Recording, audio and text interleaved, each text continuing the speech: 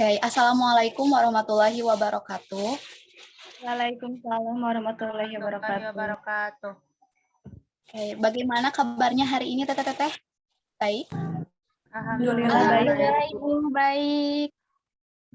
Oke, sebelumnya terima kasih ya sudah berkesempatan dalam kegiatan kali ini. Nah, kegiatan kali ini yaitu suatu kegiatan bimbingan klasikal. Ada yang tahu nggak bimbingan klasikal itu apa? Mungkin saya akan jelaskan ya sedikit apa itu bimbingan klasikal. Nah, bimbingan klasikal adalah suatu layanan bimbingan yang diberikan kepada siswa dalam jumlah satuan kelas ataupun satuan layanan. Nah, bimbingan ini diberikan oleh guru BK atau pembimbing konseling ataupun konselor kepada sejumlah peserta didik dalam satuan kelas yang dilaksanakan di ruang kelas ya. Nah, karena kita dalam pandemi, berarti kita memberikan layanannya ke via Zoom ya. Nah, lalu apa sih tujuan dari bimbingan klasikal ini? Oke, nah jadi tujuan dari bimbingan klasikal ini yaitu peserta didik mampu menyesuaikan diri, mampu mengambil keputusan untuk hidupnya sendiri, lalu mampu beradaptasi dalam kelompok, mampu memberikan support pada teman-temannya. Nah, begitu ya. Baik, sebelum kita melakukan kegiatan kali ini, alangkah baiknya kita berdoa terlebih dahulu ya. Berdoa dimulai ya dari sekarang. Oke, berdoa dimulai.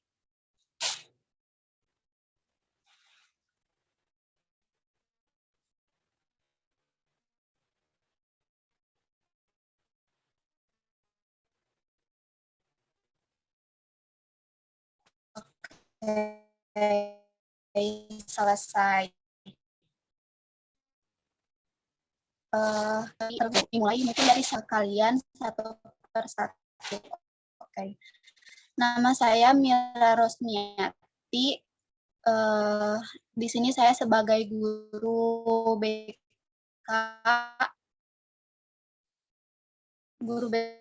baru ya di SMA ini. Oke, selanjutnya mungkin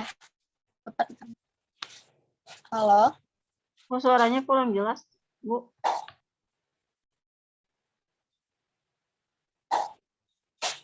Oke, ada nggak suaranya? Ada, Bu. Ada, Bu. Barusan memperkenalkan diri ya. Oke, saya ulang ya. Perkenalkan, nama saya Mira Rosmiati, bisa dipanggil Mira. Selanjutnya, mungkin yang berwarna kerudung berwarna krim dulu ya. Perkenalkan diri. Nama saya Riana Listiani Horunisa, biasa dipanggil Riana.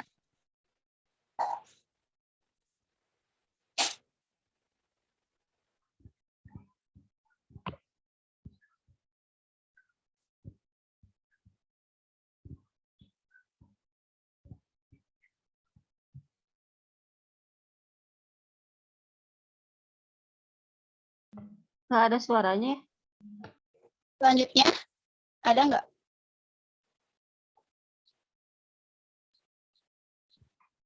Saya aja ya, Bu. Boleh, silakan. Perkenalkan, nama saya Horunisa, bisa dipanggil Ica. Selanjutnya, Saya ya, yang Bu. boleh. Perkenalkan, nama saya Fitri Lestari. Saya biasa dipanggil Fitri. Terima kasih. Terima kasih, Fitri. Selanjutnya yang kerudung warna putih, boleh memperkenalkan diri. Baik, terima kasih. Perkenalkan, nama saya Dewi Puspitasari, bisa dipanggil Dewi. Terima kasih, Bu. Terima kasih, Teh Dewi. Selanjutnya, yang kerudung warna hitam atau navy ini, yang pakai masker.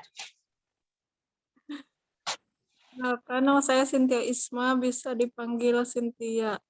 Terima kasih. Oke, terima kasih, Petia. Oke. Oke, sudah perkenalkan diri ya semuanya. Oke, kita langsung lanjut saja ke materi pembahasan yang akan kita bahas kali ini. Nah, materi yang kita akan bahas yaitu tentang kematangan karir. Boleh di itu dulu nggak? Share screen dulu. Oke, nah. Pembahasan kita kali ini yaitu kematangan karir ya. Nah, ada yang sudah mempersiapkan diri nggak tentang karir di setiap masing-masing nih? Coba saya pengen tahu dari Khairunisa. Karir apa sih yang nanti lah di masa depan, profesi apa yang ingin Khairunisa pengen dijalani? Boleh nggak cerita sedikit?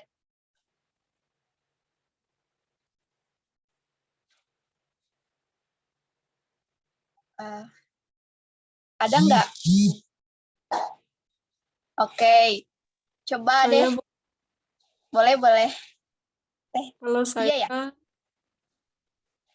saya pengen sekali jadi news reader, Bu. Kalau pengen jadi kayak pembaca berita gitu di TV, Bu. Saya seneng lihat yang pembaca berita gitu, Bu. Oke, bagus sekali loh. Selanjutnya ada lagi nggak yang pengen cerita lagi? Coba, Riana. Saya mau jadi YouTuber, Bu. Waduh, mantap sekali ya. Siap, oke. Oke. Tadi saya sudah mengetahui ya dari salah satu karir apa yang ingin diterjuni di dunia kerja. Nah, mungkin lanjut aja ke slide pertama ya tentang pengertian kematangan karir. Oke, kematangan karir nih. Di sini ada, saya mengambil menurut para ahli ya, salah satunya menurut Super, dia itu memberikan pengertian bahwa kematangan karir itu sebagai konsep yang digunakan untuk menunjukkan tingkat perkembangan karir, yaitu tahap yang dicapai oleh seorang individu pada kontinum perkembangan karir dari tahap eksplorasi sampai pada tahap kemunduran. Nah, Super juga menyatakan bahwa kematangan karir adalah keberhasilan individu menyelesaikan tugas perkembangan karir yang khas pada tahap perkembangan karir. Oke. Nah, adapun di sini menurut Reed and Friedrich pada tahun 2001, dia menjelaskan bahwa kematangan karir yaitu sebagai kesiapan individu untuk mengatasi tugas-tugas perkembangan pada tahap-tahap perkembangan pertumbuhan, eksplorasi, pemantapan, pembinaan, dan penurunan.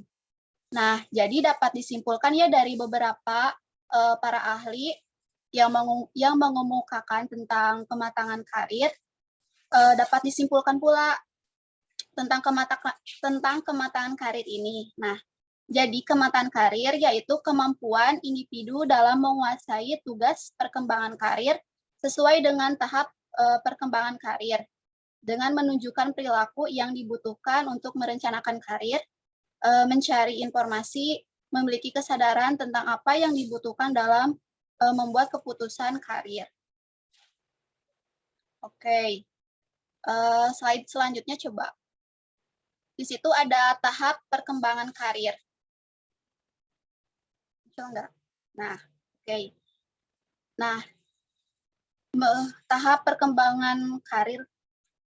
Oke. Nah, di sini ada menurut Super dalam Soekardi pada tahun 1994, yaitu merumuskan tahapan dalam perkembangan karir. Nah, tahapan itu ada beberapa ya. Yang pertama itu ada tahap pertumbuhan.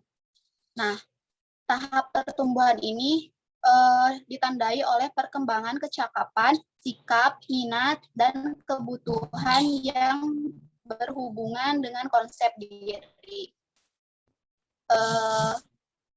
Lalu selanjutnya ada tahap eksplorasi. Nah, tahap eksplorasi ini ditandai oleh suatu fase tentatif di mana individu mempersempit pilihannya, tetapi belum mengambil keputusan yang meningkat. Nah, individu mulai menilai diri, mencoba peran, dan mengeksplorasi pekerjaan yang mungkin ditekuni nantinya. Nah, selanjutnya ada tahap pemantapan. Nah, tahap pemantapan ini ditandai oleh percobaan dan stabilisasi melalui pengalaman kerja. Selanjutnya ada tahap pembinaan. Tahap pembinaan ini juga ditandai oleh proses penyesuaian yang berkesinambungan untuk meningkatkan posisi pekerjaan dan situasi pekerjaan. Nah, yang terakhir ada tahap kemunduran. Tahap kemunduran ini ditandai oleh pertimbangan menjelang berhenti bekerja dengan usaha mempertahankan diri dan meningkatkan pekerjaannya. Selanjutnya, slide selanjutnya dan mengenai aspek-aspek kematangan karir. Oke, ini juga menurut Super ya, Super juga mengemukakan tentang aspek-aspek kematangan karir, yaitu ada career planning. Nah, career planning itu yaitu kesadaran individu bahwa dirinya harus membuat pilihan pendidikan dan karir, serta mempersiapkan diri untuk membuat pilihan tersebut. Dimensi ini mengukur tingkat perencanaan melalui sikap terhadap masa depan. Individu memiliki kepercayaan diri, kemampuan untuk dapat belajar dari pengalaman, menyadari bahwa dirinya harus membuat pilihan pendidikan dan pekerjaan, serta mempersiapkan diri untuk membuat pilihan tersebut. Nah, yang kedua ada career exploration. Nah, individu secara aktif menggunakan berbagai sumber untuk memperoleh informasi mengenai dunia kerja umumnya dan untuk memilih salah satu bidang pekerjaan khususnya. Nah, dimensi ini mengukur terhadap sumber informasi. Individu juga berusaha untuk memperoleh informasi mengenai dunia kerja serta menggunakan kesempatan dari sumber informasi yang berpotensial seperti orang tua, teman, guru, dan konselor. Yang ketiga ada word of word information. Nah, kemampuan untuk menggunakan informasi tentang karir yang memiliki untuk dirinya, serta mulai mengkristalisasikan pilihan pada bidang dan tingkat pekerjaan tertentu. Nah, dimensi ini mengukur tentang jenis-jenis pekerjaan, serta perannya dan mengetahui cara-cara memperoleh sukses dalam pekerjaan. Yang terakhir ada career decision making. Nah, menjelaskan bahwa individu mengetahui apa saja yang harus dipertimbangkan dalam membuat pilihan pendidikan dan karir. Kemudian membuat pilihan pekerjaan yang sesuai dengan minat dan kemampuan. Nah, dimensi ini mengukur tentang cara pengambilan keputusan dan kemandirian. Slide selanjutnya ada faktor-faktor yang mempengaruhi kematangan karir. Di sini juga Super menggolongkan faktor-faktor yang mempengaruhi kematangan karir dalam 5 kelompok ya. Yang pertama itu ada faktor biososial, faktor lingkungan, faktor sifat-sifat kepribadian, dan prestasi remaja. Nah, saya akan jelaskan sedikit ya faktor biososial, yaitu seperti umur dan inteligensi dan jenis kelamin. Nah, kalau faktor lingkungan, yaitu seperti adanya interaksi dengan orang lain di sekitar individu yang bersangkutan juga. Nah, hal ini difokuskan kepada orang tua ataupun interaksi individu dengan lingkungan sekitar dapat berupa dukungan sosial yang dapat membantu individu mengatasi masalah pekerjaan. Nah, yang ketiga ada sifat-sifat kepribadian. Sifat-sifat kepribadian ini meliputi konsep diri, bakat khusus, nilai-nilai, dan tujuan hidup. Yang terakhir ada prestasi remaja. Nah, ini tuh dinyatakan prestasi akademik, penguasaan materi bimbingan karir, kebebasan partisipasi siswa dalam kegiatan di sekolah dan di luar sekolah. Slide selanjutnya ada ciri-ciri kematangan karir ya. Ini juga menurut Super, yaitu menggolongkan ciri-ciri dari kematangan karir. Yang pertama itu ada perencanaan meliputi perencanaan jangka panjang, ada jangka menengah dan jangka pendek. Yang kedua itu sikap dan tingkah laku eksplorasi, meliputi sikap dan tingkah laku ingin tahu, penggunaan sumber ataupun partisipasi. Yang ketiga ada perolehan informasi, terdiri dari informasi pendidikan dan latihan, syarat-syarat masuk, tugas-tugas penerimaan dan penawaran ataupun promosi. Nah, yang keempat ada pengetahuan tentang pembuatan keputusan, meliputi dasar-dasar dan praktek pembuatan keputusan. Nah, yang terakhir ada orientasi kenyataan, mencakup faktor-faktor pengetahuan diri ataupun kognitif ya, kenyataan kesenjangan ataupun kristalisasi dan pengalaman kerja. Oke. Nah, ada yang ingin ditanyakan nggak tentang karir? Bagaimana nanti di dunia kerja terjun ke dunia karir gitu, tip-tipnya. Atau gini deh, saya akan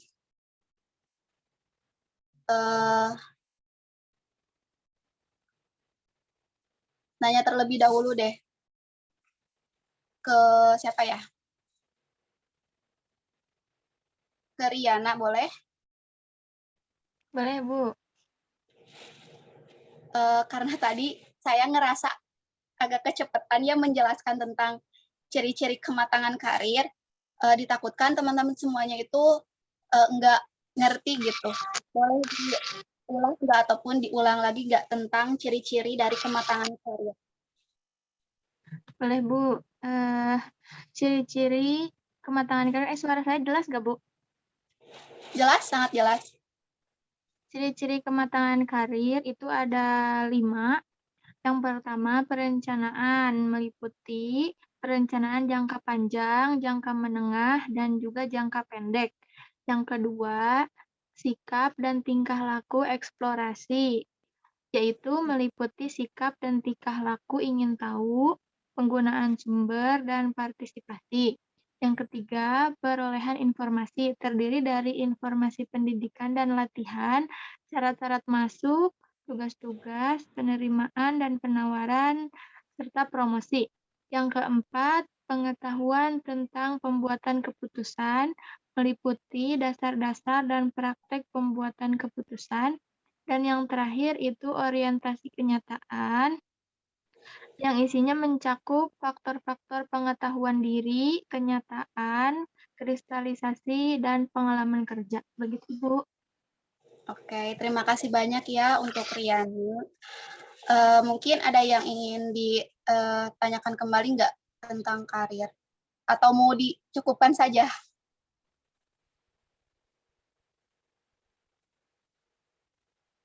Gimana? Cukup jelas. Oke, cukup jelas ya. Terima kasih banyak. Mungkin karena waktu juga ya sudah mepet sekali, karena mau waktu zuhur juga, saya tutup aja. Mungkin di lain waktu nanti kita bisa kembali bertemu kembali. Untuk itu saya ucapkan terima kasih banyak. Oh iya, dan jangan lupa ya, karena sekarang masih dalam masa pandemi, jangan lupa untuk mematuhi protokol kesehatannya. Kalau misalkan nggak penting-penting banget keluar, jangan keluar lah. Kalau misalkan pengen keluar juga pakai masker ya, double maskernya. Mungkin sekian ya. Terima kasih banyak. Assalamualaikum warahmatullahi wabarakatuh. Waalaikumsalam Waalaikumsalam warahmatullahi warahmatullahi wabarakatuh. wabarakatuh.